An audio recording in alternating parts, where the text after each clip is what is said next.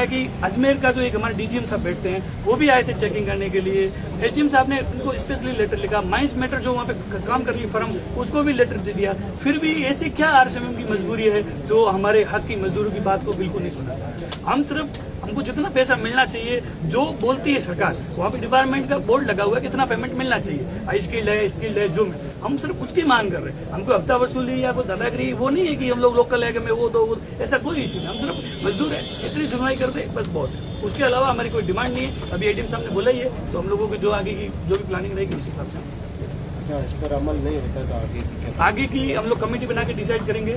तो अगर एक बार नहीं तो फिर हो सकता है यहीं बाढ़ में कलेक्टर पे धरना दे दिए यहाँ पे देंगे, नहीं तो फिर वहाँ उधर तो धरने पे बैठे ही हैं तो वहाँ पे, और अभी पूरा माइंस का काम भी पूरा बंद है, तो अगर वहाँ बैठे रहेंगे वहाँ वहीं बैठे रहेंगे, और नहीं तो फिर यहाँ आके बैठेंगे बाढ़ में कलेक्टर ऑफिस के पास। अगर फिर भी 2-3 सुनवाई नहीं होगा तो आगे देखते हैं। आगे की प्लानिंग भी अगर वहाँ आ रहे हैं तो एक बार जाएंगे मोदी जी से निवेदन करके जाएंगे, क्योंकि मोदी जी तो हमारे अपने हैं, उनको भी हम लोगों ने 2 बार जिता के भेजा है मोदी जी को, और पूरी तरीके से पूरे गांव हैं और अभी हमारी सरकार है। तो अगर अभी भी नहीं सुन पा रहे हैं तो फिर बाद में हमारे कब सुनेगी। तो यही है कि 30 साल जैसे निकाल दिया डपोटले में, अभी भी धुआं डस्ट राख खा रहे हैं, न रोजगार मिल रहा है, तो आगे भी ऐसे निकालेंगे। अभी सरकार में नहीं चली तो फिर आगे बाद में कब चलेगी, ये सीधा सर। कितने घंटे तक पैदल सफर किया? हम सुबह 3 बजे वहाँ से निकले थे मॉर्निंग। हमारे वहाँ माइंस के अंदर एक आईनाथ माता का मंदिर है, अगर आप उस मंदिर को देखोगे ना, मैं एक बार मीडिया पर को रहूंगा, निवेदन करूंगा कि कभी माइंस आप आओ विजिट।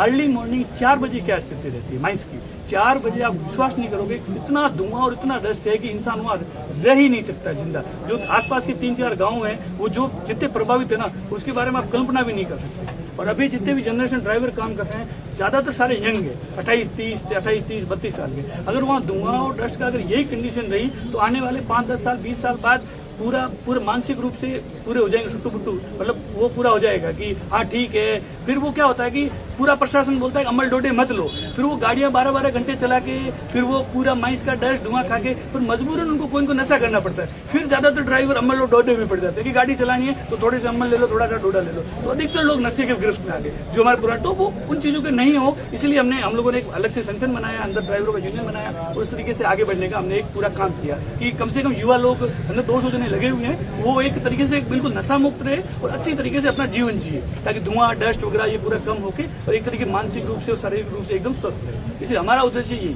आज कितने घंटे पैदल चले? 3 से अभी लगभग 4 बज गए हैं मेरे हिसाब से, तो लगभग 12-13 घंटे हो गए। कितने किलोमीटर हो गए? 60 किलोमीटर से ऊपर, 60 किलोमीटर पूरा। कोई तबीयत वगैरह बिगड़ी? एक जने की तो यही बिगड़ गई थी पीछे, और टोटल 3 जनों की बिगड़ी, लगभग 3-4 जनों की होगी थी, तो 4 जनों की बिगड़ी है, तो 45 दिन से चल रहे हैं कंटिन्यू। तो बाकी तो तभी तो फिर पूछो मत, तभी तो लगभग सारों की बिगड़ी हुई है, हालत तो उठने की भी नहीं किसी की। लेकिन ये है कि अब 2-3 जन एकदम सीरियस हो गए ज्यादा। अच्छा, प्रधानमंत्री जी आ रहे हैं, वहाँ तक जाओगे? अब अगर नहीं सुनवाई की तो वहाँ एक बार देखेंगे, पचपदरा का रूट हुआ तो यहीं से पैदल मार्च निकलेंगे, पैदल मार्च कर लेंगे। अगर नहीं हुआ तो एक बार बात बन गई तो फिर वहाँ हम हड़ताल पे बैठेंगे। ठीक, धन्यवाद।